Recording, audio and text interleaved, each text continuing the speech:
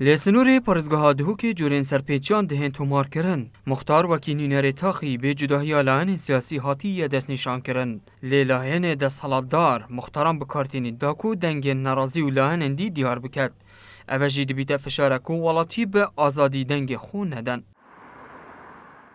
اوه پشل کاریه که دیاره یا زقه تویا کمیسیون اجرات تندور گریتن بس از وید زورینم بو پارتین سیاسی کو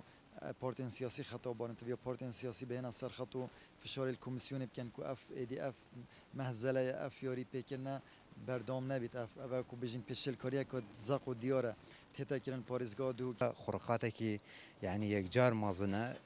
هم هرشش بو سر دنگداری که دنگداریان بجداری هل بجاردنی نکت یعنی اگه بجداری بکرد لازم یعنی دنگی بدته لا یعنی کی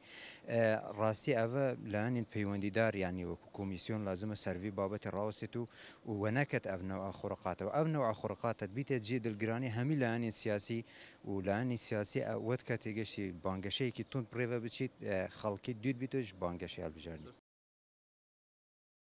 سالانه دیدم بانگشا هلبجارتنان دا لاین دا سالدار لدهوکی ریکن جدا جدا دگر نبر.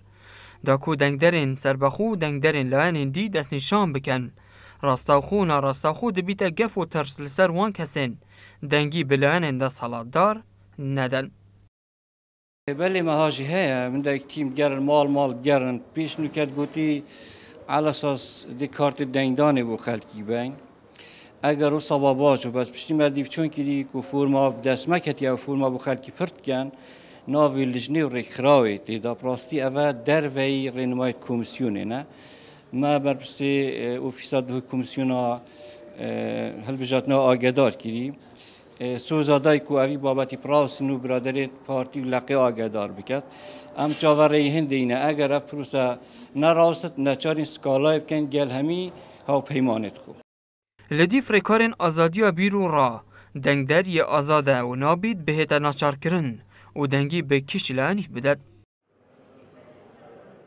وق لانه حزبی وق کاندید موافقه بشد بشته جمهور خو هر کارت خویا بایومتری موافقه بشته تو دپشک دار بیت هل بجارت نادا از حس کم تو پشک دار بیت هل بجارت نادا لی لانه بشته مالکه و دخواست جب کرد کارت بایومتری و تدویتو نوید دنگ خود داوی و معلوماتی دیجوری اوه سرپیچیه تشتکی هید بجنه سکالا